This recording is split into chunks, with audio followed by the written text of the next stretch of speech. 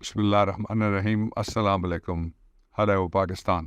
ایک عجیب سی کیفیت ہے، اور اکثر لوگ بہت سوال کرتے ہیں جب میں ولاگ نہیں کر سکتا، بات نہیں ہو سکتی، تو کہتے ہیں کہ کیا ہوا، آپ روز بولا کریں۔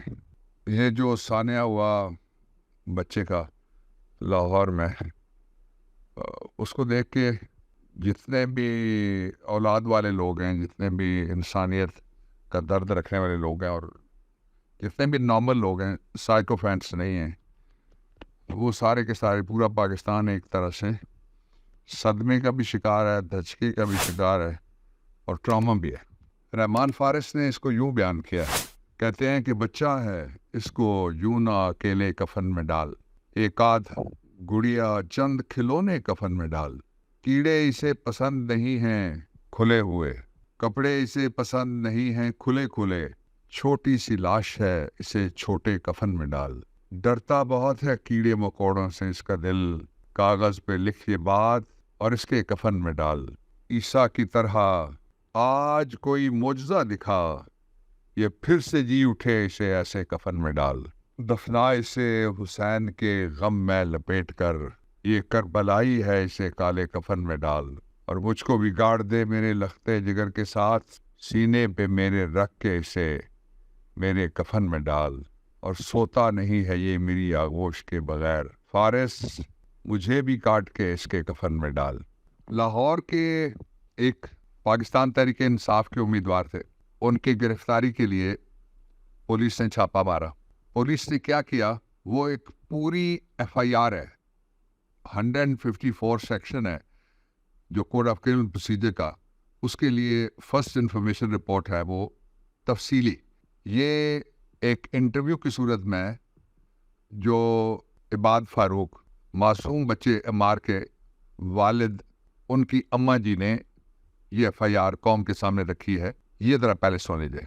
ਆਪਣੇ ਪਾਪਾ ਕੇ ਸਾਥ ਬਹੁਤ ਅਟੈਚ ਥਾ। ਇਹ ਜਦੋਂ ਉਹਨੂੰ ਪੁਲਿਸ ਲੈ ਗਈ ਨਾ, ਉਹ ਤੋਂ ਬਾਅਦ ਸਾਡੇ ਘਰ ਪੁਲਿਸ ਰੋਜ਼ ਰੇਡ ਕਰਦੀ ਸੀ। ਇੱਕ ਦਿਨ ਐਸਾ ਹੋਗਾ ਉਹਨਾਂ ਪਕੜ ਲਿਆ ਮੈਨੂੰ ਵੀ ਤੇ ਮੇਰੀ ਬਹੂ ਨੂੰ। ਉਹ ਬੱਚਾ ਵੇਖ ਕੇ ਜ਼ਿਆਦਾ ਟੈਨਸ਼ਨ ਲਈ ਉਹਨਾਂ ਇੰਨਾ ਸ਼ੋਰ ਕੀਤਾ ਬੱਚਿਆਂ ਨੂੰ ਛੱਡ ਕੇ ਸਾਨੂੰ ਲੈ ਗਿਆ। ਮੁੜ ਸਾਨੂੰ ਨਾ ਇੱਕ ਦਿਨ ਬਾਅਦ ਮੈਂ ਆ ਗਈ, ਦੂਸਰੇ ਦਿਨ ਬਾਅਦ ਮੇਰੀ ਬਹੂ ਆਈ।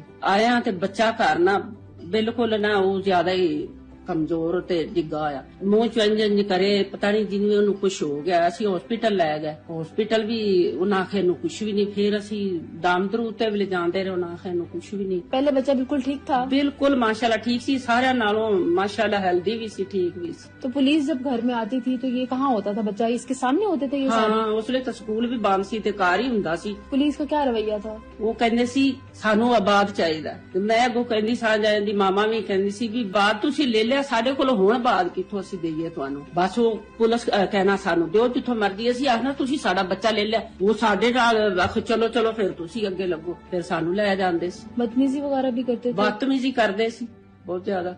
दूसरी बात, इस बच्चे के बाप का गुनाह क्या था? सियासत, किसी सियासी जमात में से एक बेहतरीन चॉइस के पीछे चलना। पाकिस्तान जैसे लुटे पटे कटे फटे मैशत वाले मुल्क में एक ऐसा शख्स जिसको सारी दुनिया बेहतरीन लीडर कहती है और पाकिस्तान के लोग उसके दिल के साथ अपना दिल जोड़ चुके हैं, उसके साथ खड़ा होना, और ज़्यादा से ज़्यादा ये था कि सियासत करना। फ़र्ज़ करें कि इसके अलावा भी कोई जुर्म था, तो उसका तरीका ये है कि गिरफ्तार करके फ़ौरन ट्रायल कोर्ट में भेजा जाता है और कानून को फैसला करने दिया जाता है। अभी जो आप तफसील सुन रहे थे, उसमें किस कदर कानून का ख्याल रखा गया, किस कदर माँ का ख्याल रखा गया, किस कदर बेटी का ख्याल रखा गया। ऐसी माँ जिसको खुद थाने में रात गुजारना पड़ी, जुर्म बेगुनाही, माँ के कदमों तले तो जन्नत है, ये रियासत भी माँ के जैसी है, ये कैसी माँ है? दूसरा, आप अंदाज़ा लगाइए कि इबाद जेल की सलाखों के पीछे पसे दीवार ज़िंदा हैं और उसके बच्चे के सामने माँ को उठा के लेके जाते हैं। और अभी अम्मा जी ने बताया कि एक रात वो थाने में रहे, पुलिस की कस्टडी में रहे, और 2 रातें पुलिस के पास नौजवान बच्चे की माँ और किसी की बहू, किसी की आबरू, किसी की इज्जत, किसी का नामूस, किसी का पर्दा, किसी की चादर। ये एफ आई आर बड़ी शदीद और संगीन किस्म की एफ आई आर है। ये मुझे पूरा यकीन है, मुझे पूरा एतबार है अल्लाह रब्बुल इज़्ज़त के نظام انصاف کے اوپر کہ یہ درج ہو چکی ہے اللہ کے ہاں، اور یہ درج ہو چکی ہے لوگوں کے دلوں کے اوپر، اور یہ لکھی جا چکی ہے تاریخ کے اندر، لیکن تھانہ یہ ایف آئی آر نہیں کاٹے گا، اس لیے کہ خود پولیس پہ الزام ہے اس رپورٹ شدہ انٹرویو کے مطابق کہ یہ جرم ان کے ذمہ جاتا ہے۔ تیسری بات، آج دیکھا نہیں جاتا، سنا نہیں جاتا، پڑھا نہیں جاتا، بولا نہیں جاتا جو اس بچے کے ساتھ ہوا۔ وہ ہنستا کھیلتا بچہ، وہ صحت مند بچہ، وہ اسکول جاتا ہوا، اٹکیلیاں بھرتا ہوا، کلیلیں کرتا ہوا، کہے لگاتا ہوا، زندگی کی امنگ کی ترنگ پہ رقص کرتا ہوا بچہ اپنے دوستوں سے بچھڑ منو مٹی کے نیچے رکھا گیا۔ عام لوگ رو رہے ہیں اس کے لیے، وہ اس کے رشتہ دار نہیں، اس کو جانتے نہیں، انسانیت کے رشتے کے اوپر وہ رو رہے ہیں۔ کیسے ہو سکتا ہے کہ یہ آہیں، یہ سسکیاں سات آسمان ناچی رہے؟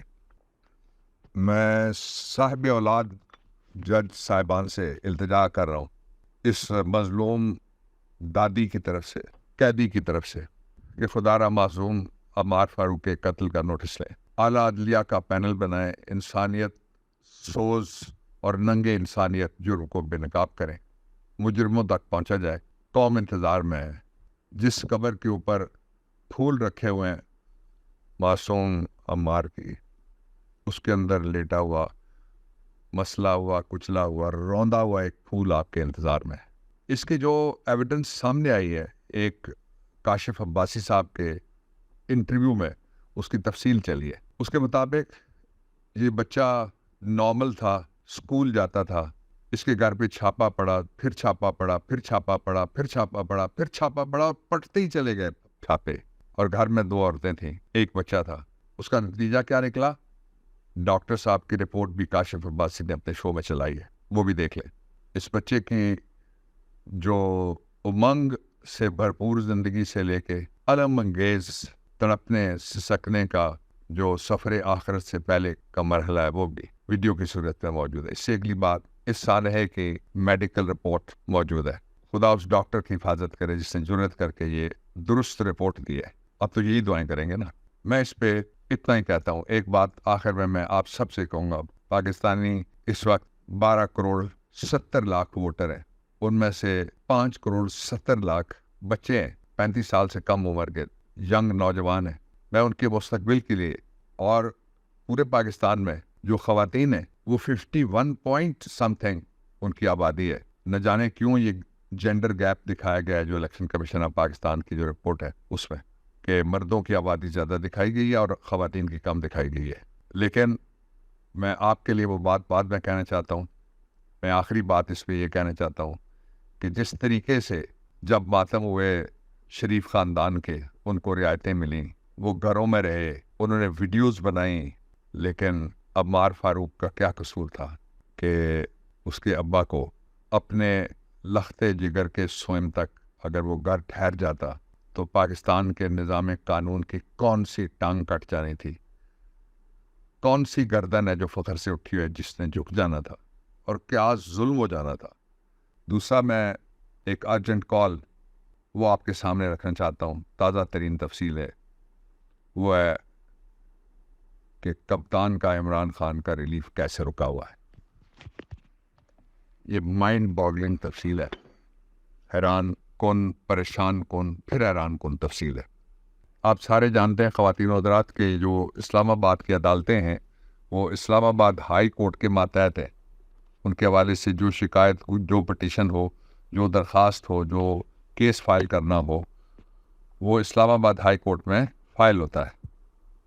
اور اس وقت اسلام آباد ہائی کورٹ میں جو انصاف کے تقاضے پورے نہیں ہو رہے اور ایک پینڈنسی چلتی جا رہی ہے، نمبر 1 توشہ خانہ ریفرنس اپیل کا فیصلہ، نمبر 2 توشہ خانہ سزا کے خلاف اپیل، نمبر 3 توشہ خانہ کیس کے اندر درخواستیں بہت ساری ہیں یہ، نمبر 4 اٹک جیل سے اڈیالہ جیل عمران خان کو منتقل کرنے کی، ٹرانسفر کرنے کی، لانے کی درخواست، نمبر 5 سائفر کیس میں ضمانت کی درخواست، نمبر 6 سائفر کیس میں ایف آئی آر جھوٹی ہے اس کی کویشمنٹ یعنی اس کو ختم کرنے کی درخواست، نمبر 7 سائفر کیس میں ان کیمرہ کی بجائے اوپن ٹرائل کورٹ کی درخواست، اور اب ایک پریسیڈنٹ بھی سیٹ ہو گیا سپریم کورٹ آف پاکستان نے میڈیا پہ چلا ہے پورا ٹرائل ایک کیس کا، مقدمے کا پوری کارروائی، اس لیے یہ ٹرائل بھی اوپن ہو سکتا ہے، وہ پریسیڈنٹ آ گیا ہے۔ نمبر 8، مزید کسی مقدمے میں عمران کی گرفتاری نہ ڈالنے کے خلاف درخواست، جیل رولز کے مطابق 9 ڈاکٹر اور ذاتی دوستوں سہولتوں محفوظ کھانے پینے کی جو درخواست ہے، یعنی سیف فوڈ کی، وہ بھی، اور وہ اس لیے ہے سارے کا سارا کہ یہ سارے قیدیوں کو یہ دیا جاتا ہے۔ نمبر 10، تمام ضمانتیں جو اسلام آباد سے خارج ہوئی ہیں ان کے حوالے سے 9 اور درخواستیں۔ نمبر 11، عدالت کو اٹک جیل شفٹ کرنے کے نوٹیفیکیشن کو جو ایک غیر قانونی لاء منسٹری نے جاری کر رکھا ہے، اس کی ڈومین ہی نہیں ہے، اس کو کالا دم قرار دینے کی درخواست۔ ایک ہی مقدمے کے 2 ملزم، ایک کو اٹک جیل میں رکھا ہوا ہے چیئرمین کو، اور وائس چیئرمین کو رکھا ہوا ہے راولپنڈی جیل میں، اور راولپنڈی جیل ہی نوٹیفائڈ جیل ہے اسلام آباد کے قیدیوں کے لیے، کیونکہ اسلام آباد میں کوئی باقی سارے قتل، دہشت گردی، سازش، بغاوت، بڑے بڑے جرائم کے مقدمے کے سارے قیدی جو ہے وہ اسی جیل کے اندر ہیں جن کو ٹرائل کے لیے لایا جاتا ہے اسلام آباد میں، لیکن وہ جو ضمیر کا قیدی ہے، وہ جو حقیقی آزادی کے قیدی ہے، اس کو ٹرانسفر نہیں کیا جا رہا۔ آخر میں آپ سب کو مخاطب کر کے جو گزارش کرنے کا میں نے اندیا دیا تھا، اب میں وہ گزارش پہ آتا ہوں۔ آپ کے نام معصوم عمار کا پیغام شکیل جعفری کے لفظ ہیں، میں پہنچا رہا ہوں۔ ابھی کچھ دیر باقی ہے، ابھی سوتے رہو بھائی، ابھی سے کیوں پریشاں ہو، ابھی بے روزگاری نے تمہارے در پہ دستک بھی نہیں دی ہے، تمہارے بچے کی بوتل میں اب تک دودھ باقی ہے، تمہارے گھر میں راشن ہے، ابھی فاقے نہیں ہوتے، تمہارے اہل خانہ رات کو بھوکے نہیں سوتے، ابھی سوتے رہو بھائی، ابھی سے کیوں پریشاں ہو، تمہارا کچھ نہیں بگڑا، شریک زندگی کے کھلتے چہرے پر کسی ظالم نے کب تیزاب پھینکا ہے، ابھی سوتے رہو بھائی، ابھی سے کیوں پریشاں ہو، تمہارا کچھ نہیں بگڑا۔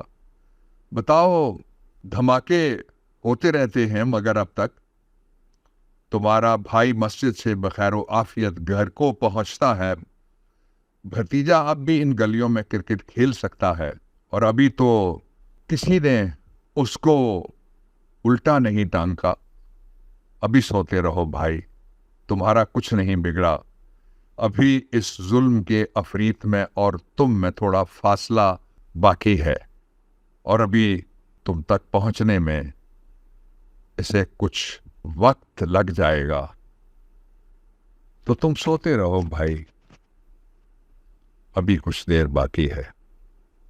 پاکستان پائندہ باد۔